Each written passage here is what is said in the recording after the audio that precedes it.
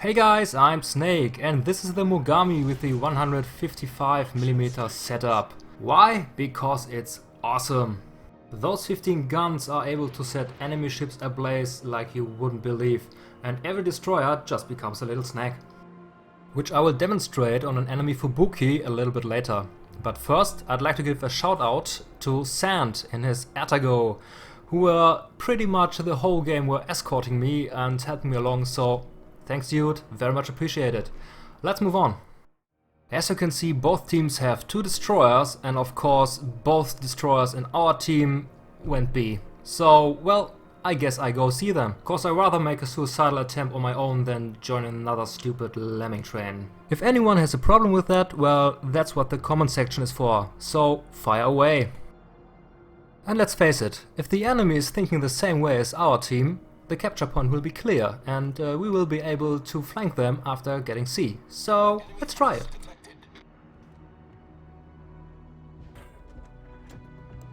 While the first enemies get spotted at maximum range, I realize I'm pretty much not alone on this side of the map. I have 2 Atagos and 2 more battleships pretty much going the same way than I. So if C is in fact clear, we will get ourselves a pretty nice flanking maneuver.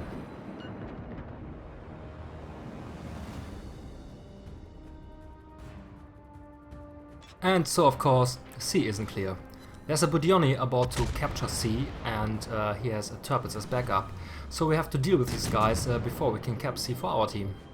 At the end of the day, this is what World of Warships is all about, so let's drop some fire on this cruiser.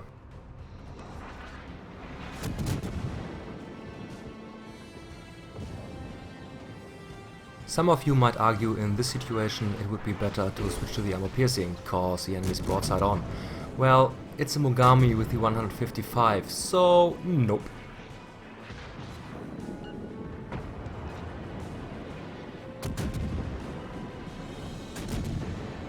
And yes, I could have angled my ship against the Budioni a little bit more, but since he's not that a good shot, I think it's okay.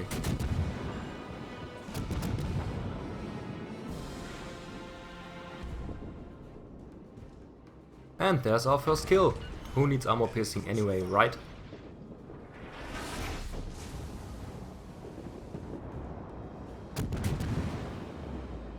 So now us 3 cruisers on this side are free to take care of this pesky Turpitz, who is coming under fire by our aircraft carrier as well, who is doing a very good job in this game.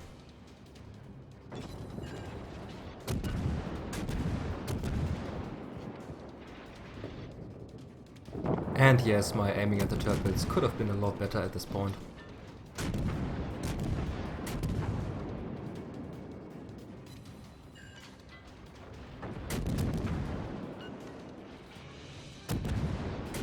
In my defense, this Turpitz really has done a good job dodging all this incoming fire, but in the end he was just chanceless.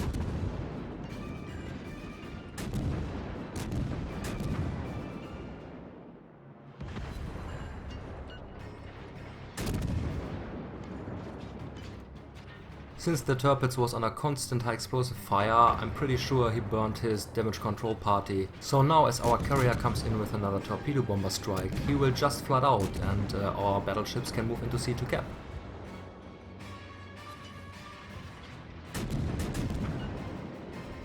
The downside of it all is that the Turpitz managed to pull us away quite a distance from our battleships, which are coming under attack by the enemy carrier now, and we're left without any defensive AA fire. Good luck with that.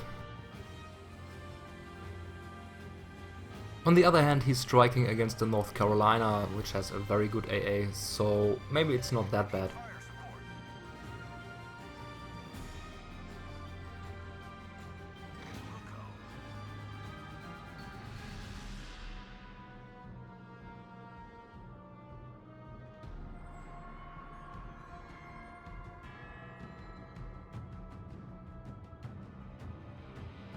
While the friendly Atago and myself are trying to get around this island to rejoin our battleships, our team managed to capture B, so well done.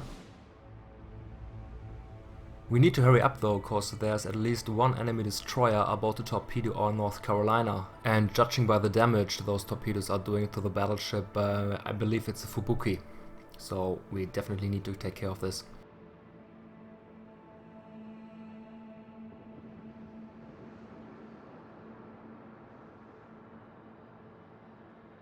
We finally reunited with our battleships, so I think it's time to make a push for A, cause most of the enemy team is still trying to recapture B.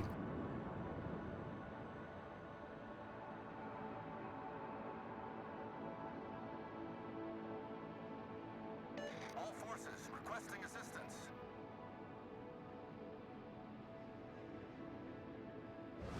Now that we control 3 of the 4 capture points, we have quite a bit of point lead on the enemy team, but there are only a Mars, a Benson and a Leander at B defending against the whole enemy team, so well, I think that won't last long.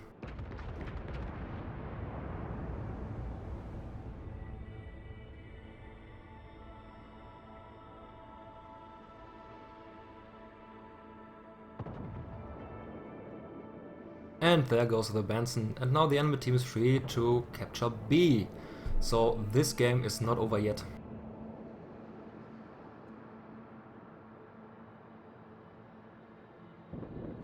I'm putting some long-range shots into this Bismarck, but at this point it will just not prevent the enemy from capturing B. So let's focus on A.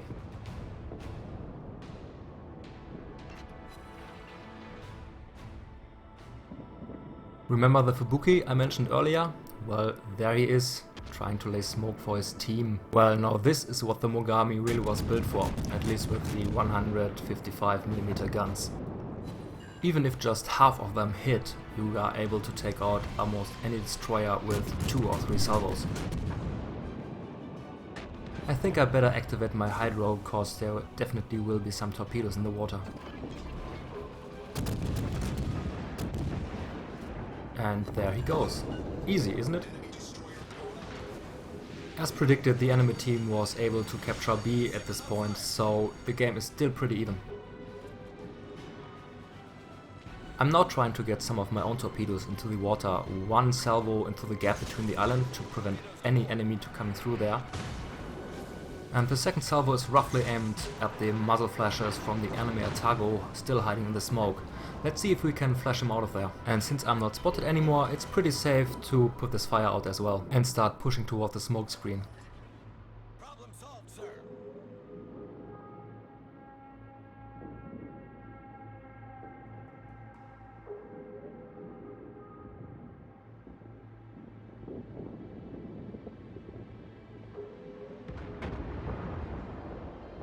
Torpedoes to port.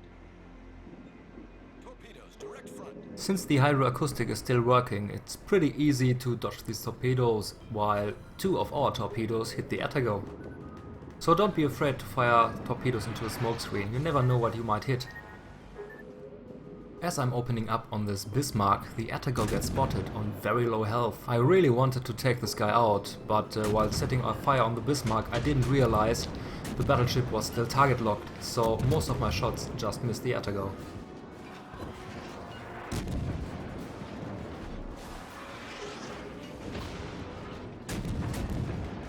On the bright side, we were able to capture A, while our fire burned down the Bismarck, and our team took care of the Atago. So even if our team wasn't able to keep B, it's looking pretty good at this point for us.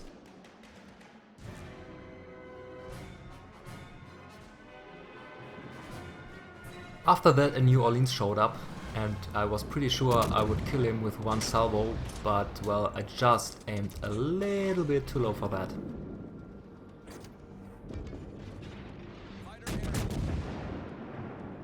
All stations requesting fire on the designated target.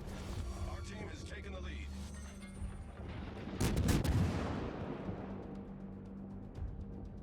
I have to admit I was tunnel visioning a little bit at this point, cause I didn't realize I maneuvered myself into range of a Bismarck and a North Carolina until the North Carolina hit me with some high explosive shells. At least Sand 22 is still at my side, so thanks again, buddy. The ship is on fire. Problem solved, sir. Since I lost already half of my health, I was pretty sure those 2 battleships will kill me quickly, so I just tried to get some torpedoes in the way of the Bismarck and do as much damage as possible in the time I have left in this game.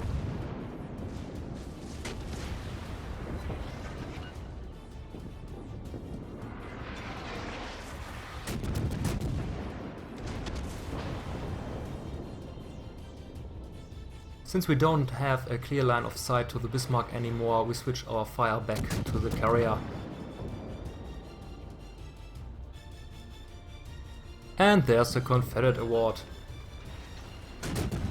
Followed up, I think, by the high caliber, cause 4 of our torpedoes just sunk the Bismarck. Great. At this point I was wondering a little bit why I'm still alive, and then I realized the North Carolina was firing high explosive at a cruiser. So I would have probably been dead a long time ago now if he would have fired armor piercing.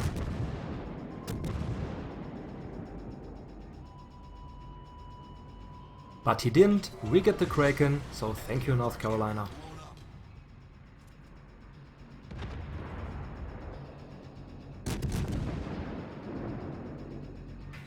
At this point we outmatched the enemy 3-1, so I guess it's a win.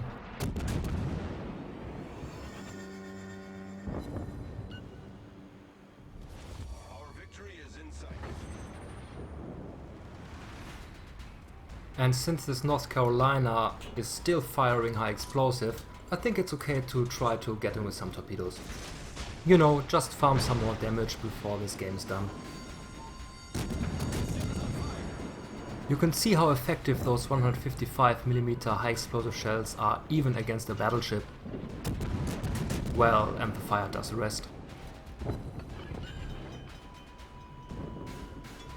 The setup for this Mogami is taken from Notsers, so if you want details you might check out his YouTube channel. For my part, I really enjoy the ship and I'm pretty sure you will too.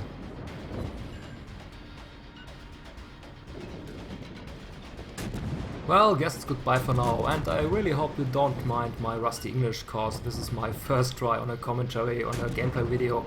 So please feel free to like and subscribe and leave your comments, or else I won't have a chance to get better at this. So sail safe, aim true, and I see you around. Your friendly Neighbourhood Snake.